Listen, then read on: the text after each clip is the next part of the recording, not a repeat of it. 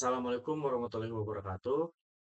Yang saya hormati Bapak Sanudin Eskom Mkom selaku dosen pengampu dari mata kuliah Logika Informatika. Perkenalkan, nama saya Nada Snyder dari jurusan Teknik Informatika kelas TI 24B1. Di sini saya akan membuat video mempresentasikan untuk syarat memenuhi tugas UAS atau ujian akhir semester 2 ini. Nah, di sini pertama di pertemuan kedua kita mulai dari pertemuan kedua. Di pertemuan kedua ada latihan soal yang itu jadi mana diketahui proposisi berikut yaitu P pemuda itu tinggi, Q pemuda itu tampan. Kita disuruh nyatakan dalam bentuk simbolik. Nah, di sini saya sudah membuat simboliknya. Saya sudah membuat konversi ke bentuk simbolik. Pertama itu ada pemuda itu tinggi dan tampan. Simboliknya ialah P konjungsi Q. Artinya, kedua pernyataan benar. Pemuda tersebut itu tinggi dan juga tampan. Kenapa? Karena simbol konjungsi di sini berarti dan. Maka simbolnya adalah P konjungsi Q. Yang kedua, ada kalimat pemuda itu tinggi tapi tidak tampan. Simboliknya ialah P konjungsi negasi Q. Artinya, pemuda itu tinggi tetapi tidak tampan. Simbol negasi menunjukkan penyangkalan atau kebalikan dari suatu pernyataan. Maka jadinya simbolnya P konjungsi negasi Q. Negasi itu berarti tidak. Yang ketiga ada pemuda itu tidak tinggi maupun tampan. Maka simbolnya ialah negasi P konjungsi negasi Q. Artinya pemuda itu tidak tinggi dan juga tidak tampan. Kata maupun di sini bermakna bahwa keduanya tidak benar. Maka simbolnya negasi P konjungsi negasi Q. Nah, yang keempat ada kalimat tidak benar bahwa pemuda itu pendek atau tidak tampan. Nah, simbolnya ialah negasi dalam kurung negasi P disjungsi negasi Q. Di sini ekuivalen dengan simbol P konjungsi Q. Di mana artinya kita menyangkal pernyataan bahwa pemuda itu pendek negasi P atau tidak tampan negasi Q. Dengan menolak dua hal negatif tersebut, maka sebenarnya pemuda itu tinggi dan tampan. Nah, yang kelima, ada kalimat pemuda itu tinggi atau pendek dan tampan. Maka simbolnya P disjungsi dalam kurung negasi P konjungsi Q. Artinya ada dua kemungkinan. Yang pertama, pemuda itu tinggi P atau jika tidak tinggi negasi P, maka dia harus tampan yaitu Q. Struktur ini menunjukkan pilihan logis yang lebih kompleks. Nah, yang terakhir ada kalimat tidak benar bahwa pemuda itu pendek maupun tampan. Nah, maka simbolnya ialah negasi dalam kurung negasi P disjungsi negasi Q. Nah, di sini ekuivalen dengan simbol P konjungsi negasi Q. Artinya, kita menolak gabungan dari pemuda itu pendek atau tampan. Jadi hasilnya adalah pemuda itu tinggi P dan tidak tampan negasi Q. Oke, demikian dari materi pertemuan kedua ini. Terima kasih. Wassalamualaikum warahmatullahi wabarakatuh. Oke, sekarang lanjut di pertemuan 3. Di pertemuan 3 juga ada latihan soal di slide ke 17. Soal pertama. hari ini hari Minggu, Q hari ini hari libur. Tentukan. Oke. Yang pertama, negasi P. Hari ini hari Minggu, hari ini hari libur. Artinya hari ini bukan hari Minggu. Tanda negasi yang berarti kebalikan dari pernyataan aslinya. Oke, yang kedua, artinya hari ini bukan hari libur. Yang ketiga, P konjungsi Q. Hari ini hari Minggu dan hari ini hari libur. Simbol konjungsi berarti dan, jadi kedua pernyataan harus benar. Makanya hari ini hari Minggu dan hari ini hari libur. Oke, yang keempat, negasi P konjungsi Q. Artinya hari ini bukan hari Minggu. Hari ini bukan hari Minggu, tetapi libur. Nah, di sini kita menolak P, tapi menerima Q. Ini bisa terjadi misalnya saat tanggal merah ya. Jadi jatuh pada hari kerja ya. Jadi hasilnya hari ini bukan hari Minggu, tapi libur. Yang kelima, P konjungsi negasi Q. Artinya hari ini hari Minggu, tapi bukan hari libur. Yang keenam, negasi P konjungsi negasi Q. Artinya hari ini bukan hari Minggu dan juga bukan libur. Ya, dengan kata lain bisa di hari kerja biasa, kayak gitu. Yang ketujuh, P disjungsi Q.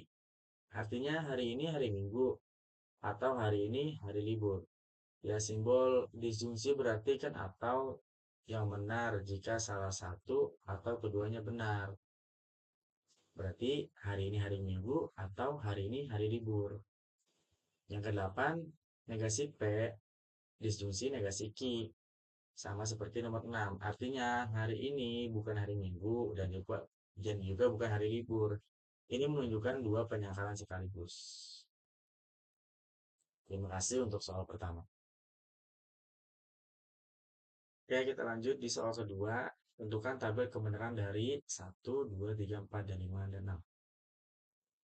Oke, di sini saya sudah membuat tabelnya.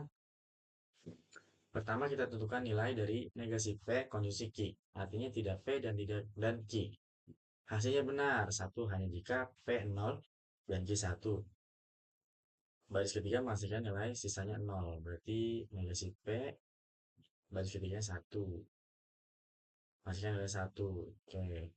Ya, di sini berarti hasilnya benar. Oke.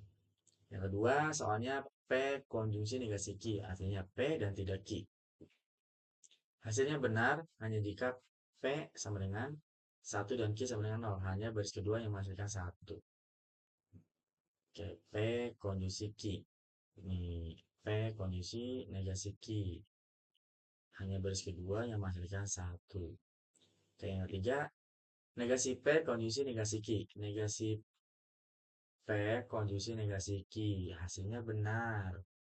Hanya jika P dan Q sama-sama salah. Ini hanya terjadi di baris keempat. Maka negasi P konjungsi negasi Q hasilnya 1. Nah, oke. Nomor berapa tadi? Nah, sekarang nomor 4. Soalnya negasi P disjungsi Q. Artinya tidak P atau Q. Bentuk disjungsi hasilnya 1 jika salah satu dua-duanya benar. Hanya baris kedua yang bernilai 0. Negasi P disjungsi Q. Nah, di sini hanya baris kedua yang bernilai 0.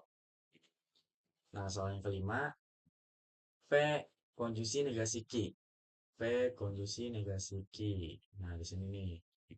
Nah, maka P disjungsi negasi Q. P disjungsi negasi Q. Nah, ini artinya P atau tidak Q.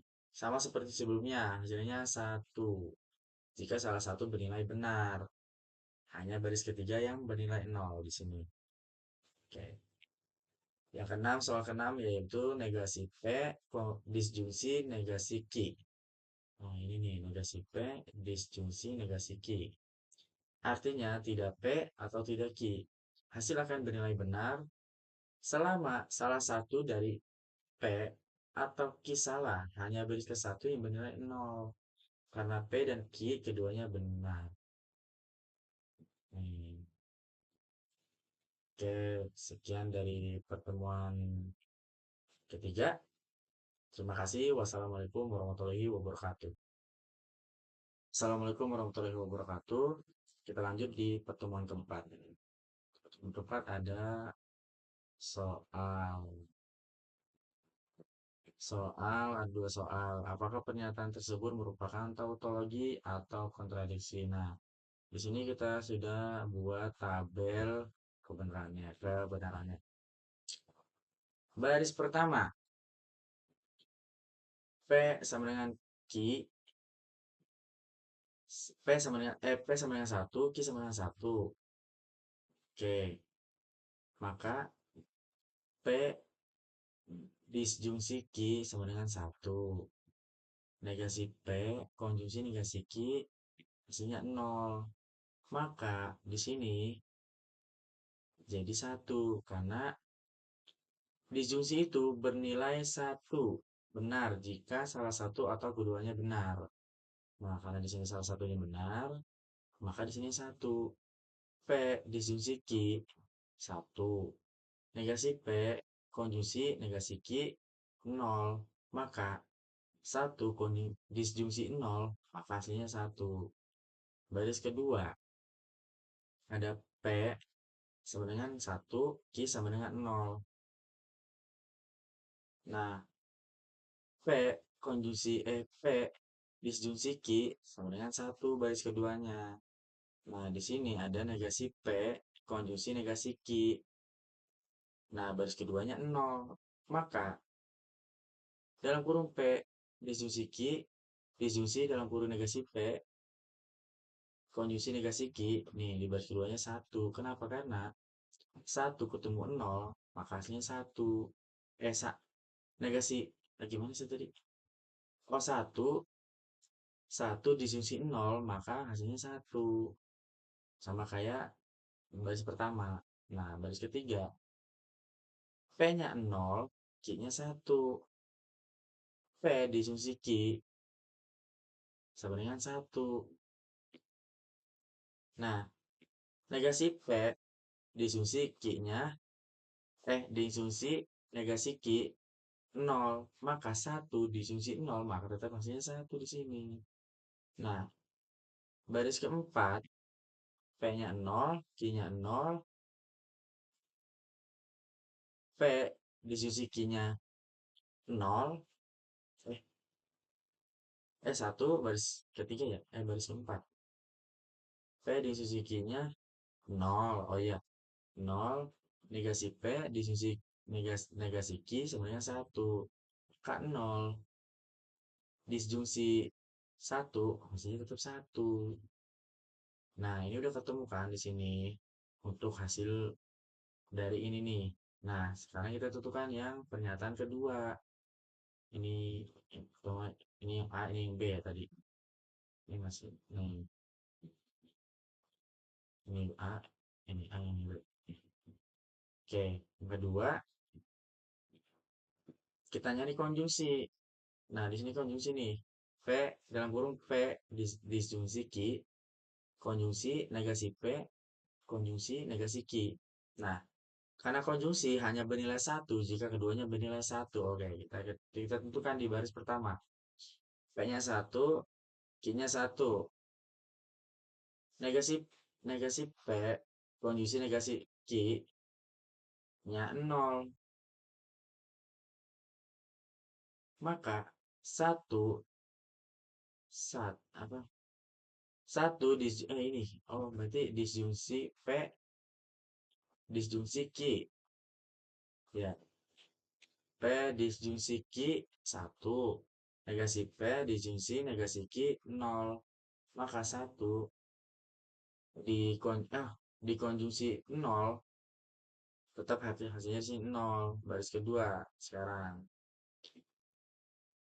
P disjunksi Q 1, negasi P, konjungsi negasi Q sama dengan 0. Nah, di sini 1 konjungsi 0, tetap hasilnya 0. Karena konjungsi itu hanya bernilai 1 jika keduanya bernilai 1. Kalau misalkan di sini 1 sama 1, nah maka di sini tetap 1. Kalau di sini 0, tetap aja hasilnya 0. Walaupun di sini 1. Beda sama disjungsi. Oke, baris yang ketiga. Nah, di sininya 1, di sininya 0. Tetap 0, 1, konjungsi 0, 0. Nah, baris keempat sama nih, 0 konjungsi 1, tetap hasilnya 0. Nah, semua barisnya hasilnya berarti 0. Yang ini baris ini berarti hasilnya 1. Nah, kesimpulan akhirnya berarti dari soal P disjungsi Q, disjungsi negasi P, konjungsi negasi Q. Yang kedua, P dalam kurung P disjungsi Q, konjungsi negasi P, konjungsi negasi Q. Apakah pernyataan tersebut merupakan tautologi atau kontradiksi? Nah, berarti yang tautologi itu yang ini nih. Yang kontradiksi yang ini. Ya, sudah ketemu. Terima kasih dari saya untuk materi pertemuan keempat. Oke, lanjut di pertemuan kelima. Pertemuan kelima, di sini ada contoh soal ya. Satu, buktikan bahwa pernyataan berikut adalah ekuivalen menggunakan hukum ekuivalen. Nomor dua. Sederhanakan soal dengan menggunakan hukum ekuivalen logika. Di sini saya udah membuat rumusan. Di soal pertama, P disjungsi Q konjungsi negasi P konjungsi negasi Q. Ekuivalen false. Nah, gunakan hukum distribusi dalam kurung P disjungsi Q konjungsi dalam kurung negasi P konjungsi negasi Q. Ekuivalen dalam kurung P konjungsi Q disjungsi Q konjungsi negasi P konjungsi dalam kurung P konjungsi disjungsi Q konjungsi negasi Q. Analisis kebenaran. Kita analisis. Nah, di sini ada, nah, dalam kurung P disjungsi Q konjungsi negasi P hanya benar jika P 0, Q sama dengan 1. P disjungsi Q konjungsi negasi Q hanya benar jika P sama dengan 1, Q sama dengan 0. Tidak mungkin keduanya benar secara bersamaan. Maka dalam kurung P disjungsi Q konjungsi dalam kurung negasi P konjungsi negasi Q equivalent false berarti kontradiksi. Soal nomor 2, dalam kurung P implikasi Q jika atau hanya jika negasi dalam kurung negasi P implikasi negasi P. Ingat bahwa negasi P implikasi negasi P equivalent true karena bentuk X implikasi X adalah tautologi. Maka dalam kurung P implikasi Q hanya jika true equivalent P implikasi Q. Nah, kita sederhanakan P, maka hasilnya seperti ini. Dalam kurung P implikasi Q hanya jika dalam kurung negasi P implikasi negasi P ekuivalen P implikasi Q. Oke, terima kasih dari saya di materi pertemuan kelima. Wassalamualaikum warahmatullahi wabarakatuh. Assalamualaikum warahmatullahi wabarakatuh. Lanjut di pertemuan ketujuh. Pertemuan ketujuh ada contoh soal kuantor. Lanjutan, jika M sama dengan dalam kurung 1, 2, 3 adalah variabel universal dimasukkan dalam X, Y maupun variabel lain, tentukan nilai kebenaran dari setiap pernyataan berikut. Di sini ada tiga soal. Nah, ini sudah jawab, sudah bikin 1, 2, 3. Soal pertama, pernyataan AX, Y dalam kurung X plus Y sama dengan 1. Artinya, Untuk setiap X harus ada Y di M yang jika dijumlahkan hasilnya 1. Nah, kita cek satu-satu dulu. X sama dengan 1 perlu Y 0. 0 tidak ada di M. Kan M tadi 1, 2, 3 kan? Nah, tidak ada. X sama dengan 2 perlu Y sama dengan min 1. Min 1 nggak ada di M. X sama dengan 3 perlu Y sama dengan min 2. Min 2 juga nggak ada di M. Nah, kesimpulan dari soal pertama ini berarti nggak ada satupun pasangan X dan Y di M yang jumlahnya sama dengan 1. Lanjut ke soal kedua. Pernyataan AX, EY dalam kurung X maka 2 plus 2Y kurang dari 10. Artinya, untuk setiap X harus ada minimal 1 Y sehingga nilai X maka 2 plus 2Y kurang dari 10. Coba masing-masing X, yaitu X sama dengan 1, 1 pangkat 2 plus 2Y sama dengan 1 plus 2Y. Kalau Y sama dengan 1, 1 plus 2 sama dengan 3, nah di sini udah benar nih kurang dari 10. Kedua, yang X sama dengan 2, 4 plus 2Y. Kalau Y sama dengan 2, 4 tambah 4 sama dengan 8. Nah, ini masih kurang dari 10. Nah, Y sama dengan 3 nih, 9 plus 2Y. Coba semua Y. Y 1, Y sama dengan 1, 9 plus 2, hasilnya 11. Salah. 9 plus 4 hasilnya 13. Masih kelebihan. 9 tambah 6, 15. Nah, kelebihan kan. Di sini kan kita carinya yang kurang dari 10. Nah, di sini nggak ada yang cocok untuk nilai Y. Untuk sama dengan yang 3. Nah, kesimpulannya untuk X sama dengan 3, nggak ada yang bisa membuat hasil kurang dari 10. Nah, sekarang di soal nomor 3. Nah, di sini kan soalnya EX, AY, dan kurung X maka 2 plus 2Y lebih dari 10.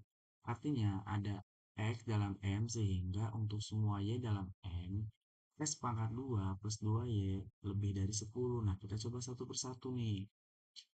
X1 dulu nih, X pangkat 2, 1 untuk semua Y. Nah, Y sama dengan 1, 1 plus 2 dalam kurung 1 sama dengan 3. Nah, di sini gagal ya. Nah, yang kedua, X pangkat 2 plus sama dengan 4. Nah, Y sama dengan 1, 4 plus 2 dalam kurung 1 sama dengan 6. Masih gagal nih. Nah, X sama dengan 3 nih. X pangkat 2 kan 9. 3X pangkat 2 9. Y sama dengan 1, 9 plus 2 dalam kurung 1 sama dengan 11. 9 tambah 2 kan 9, 11. Nah, 2 pangkat 1, 2. Tetap dari 9 tambah 2, 11. Di sini yang Y sama dengan 2, 9 plus 2 dalam kurung 2 sama dengan 13. 9 tambah 2 dalam kurung 3 sama dengan 15. Nah, semuanya terpenuhi. Nah, ketemu nih. Ada di X sama dengan 3. Nah, kesimpulan ada di X sama dengan 3 yang membuat semuanya terpenuhi. Nah, di soal nomor ketiga ini pernyataannya benar. Ada di X sama dengan 3. Oke, terima kasih dari materi pertemuan ke-7. Wassalamualaikum warahmatullahi wabarakatuh.